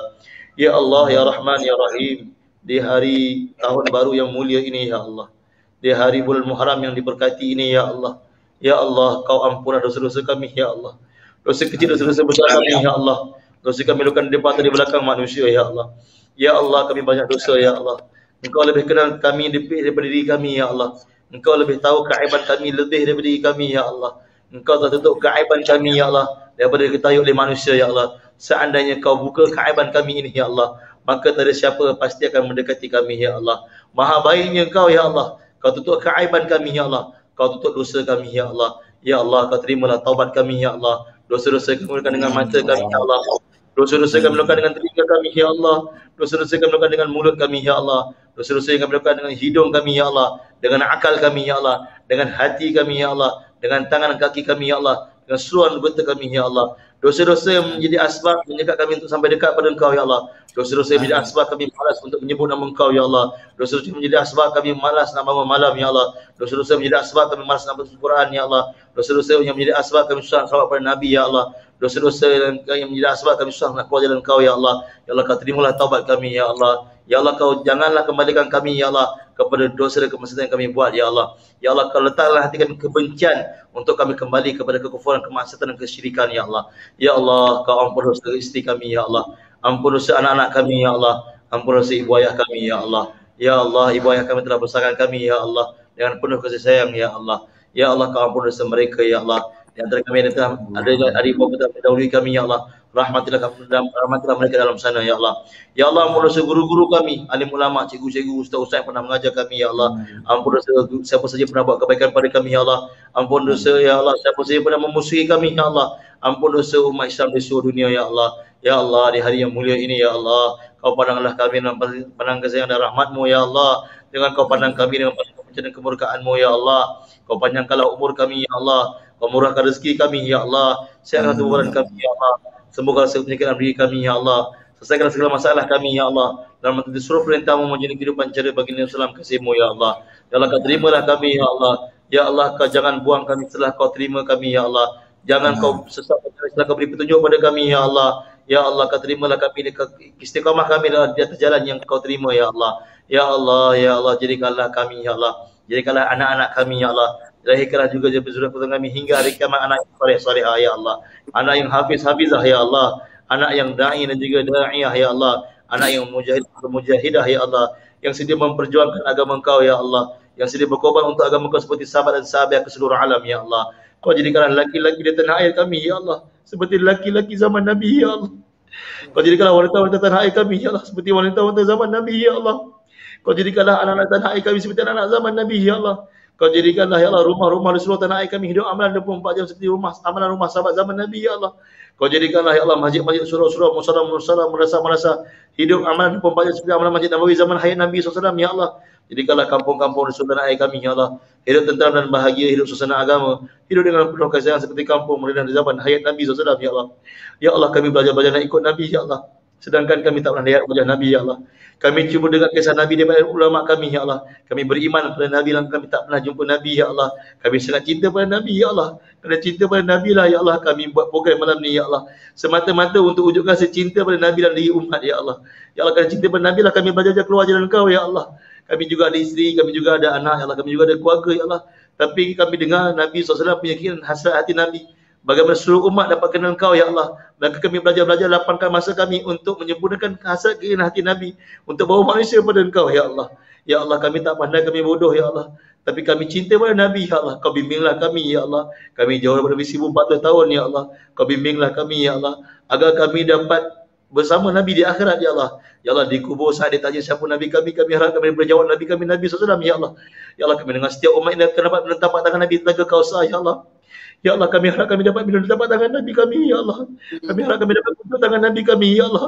Kami harap kami dapat dakap Nabi kami ya Allah. Kami nak ucap terima kasih kepada Nabi ya Allah. Kerana Nabi telah korbankan seluruh hidup Nabi ya Allah untuk kami kenal Kau ya Allah.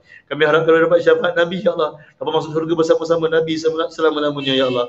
Ya Allah, hampir dekat 2 tahun kami tak dapat ziarah Nabi di Madinah ya Allah. Sebab pandemik yang berlaku ya Allah.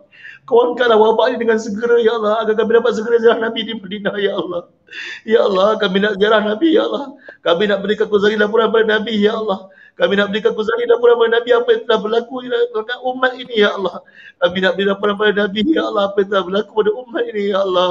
Ya Allah biarlah kami dapat sampai ke Madinah ya Allah. Hantar rezeki kami ke Madinah, ke Mekah ya Allah.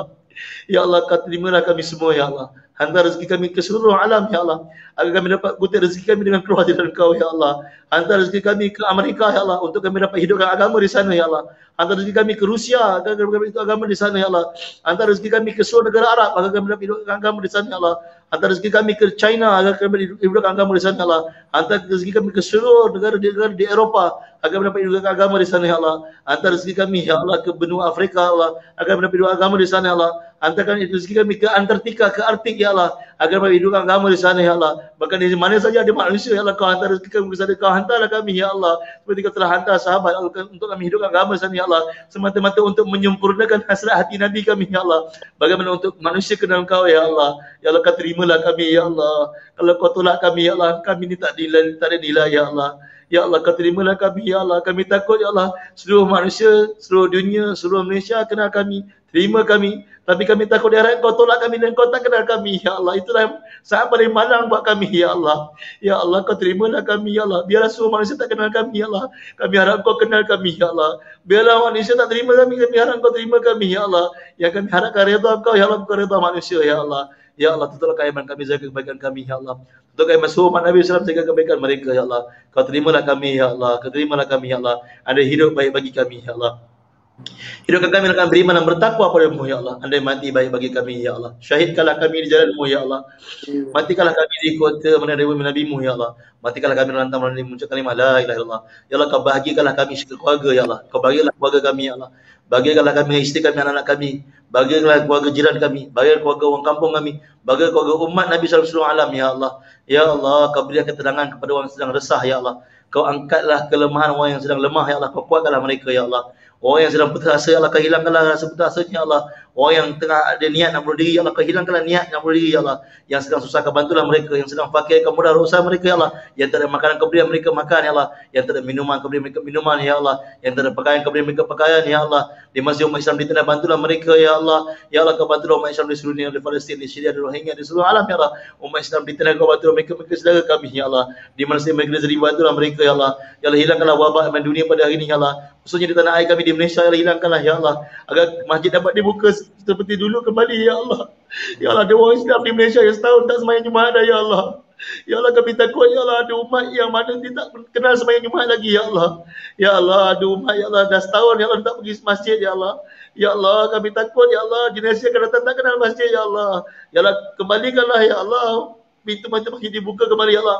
Kembalikanlah ya Allah staff dapat kembalilah agar sunnah dapat diamalkan ya Allah. Ya Allah janganlah kau hilangkan sunnah ya Allah di muka bumi ini ya Allah. Beri taufik kepada pemimpin-pemimpin kami ya Allah. Beri taufik kepada pemimpin-pemimpin kami agar memimpin kami dengan cara yang betul seperti cara Nabi ya Allah. Kau beri petunjuk kepada pemimpin kami ya Allah. Kau rahmatilah mereka ya Allah. Kau beri irsyad petunjuk kepada mereka ya Allah. Allah kau terimalah kami semua ya Allah. Kau terimalah kami semua ya Allah. Jadikanlah kubur kami taman daripada taman surga ya Allah.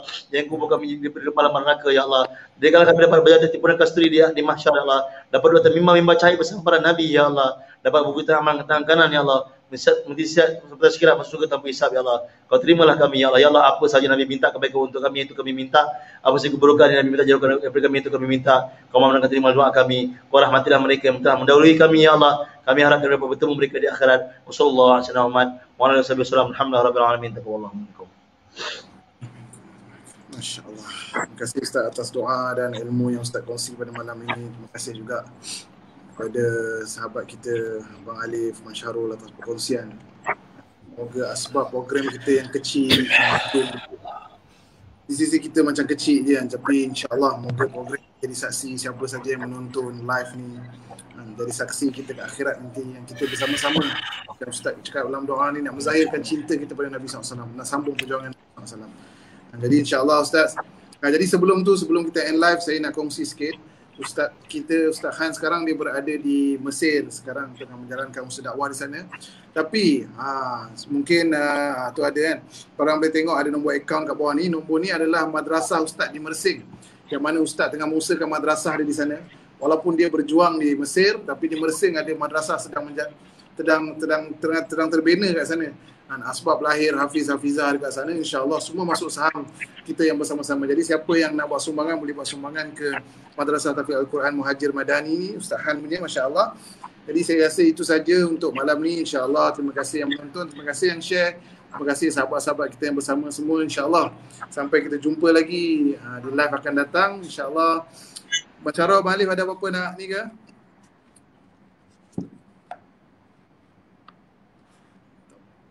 Tak ada Syed, sorry saya tidak. Ada apa-apa nak ni? Tak ada tu. Tak ada, insya-Allah. Terima kasih banyak-banyak kepada Ustaz Han dan juga sahabat-sahabat kerana buat live ni, dan saya juga ucap terima kasih kepada semua yang menonton. Semoga dapatlah mengambil manfaat, insya-Allah taala. Itu saja.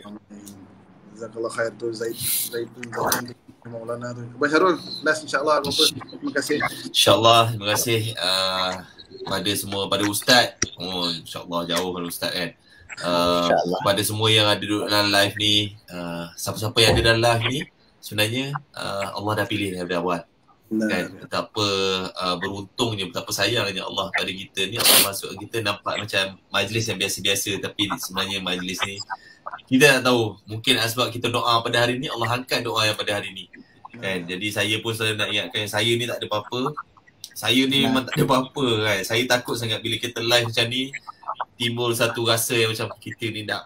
Jadi tidak, bila kita buat macam ni untuk ini sebenarnya adalah salah satu cara untuk kita sendiri, saya sendiri untuk amalkan. Sebab ada tiga cara, dakwah, amal dan juga doa. Jadi bila kita selalu cakap, orang pertama yang kita dengar adalah telinga kita sendiri kan. Lepas tu kita kena amalkan, kita kena apa yang kita cakap tu kita amal, lepas tu kita doa insya-Allah. Jadi saya pun mengharapkan semua yang ada kat sini doakan saya, doakan seluruh umat. Amin ya Allah. Amin ya Allah. Ustaz Han, insya-Allah ada kata-kata last pada Mesir. Banyak doa lah insya-Allah, dan niatlah azam baru apa yang kita azamkan pada tahun lepas yang tak sempurna, kita azam untuk sempurnakan lah. Katalah kita azam tahun lepas nak khatam 10 kali, baru dapat buat sekali, kita cuba sempurnakan tahun ni insya-Allah. Dan insya-Allah nanti 10 malam kita cuba usaha untuk buat live lagi. Tajuk mungkin Nafi Isbat insya-Allah. Nafi Isbat, sebab detik 10 malam tu memang detik Nafi Isbat, berlaku kepada semua nabi-nabi pada tarikh 10 Muharram. Wallahu a'lam. InsyaAllah. Untuk malam ni insyaAllah. Terima kasih lagi sekali yang menonton, yang share, yang komen, yang Semua masya-Allah. Semoga sebab usaha kecil kita ni Allah pandang, Allah terima kita insya-Allah. Amin. Amin. Itu saja. Wabillahi taufiq wa hidayah. Assalamualaikum warahmatullahi wabarakatuh. Assalamualaikum. La ilaha illallah. Illallah. Illallah.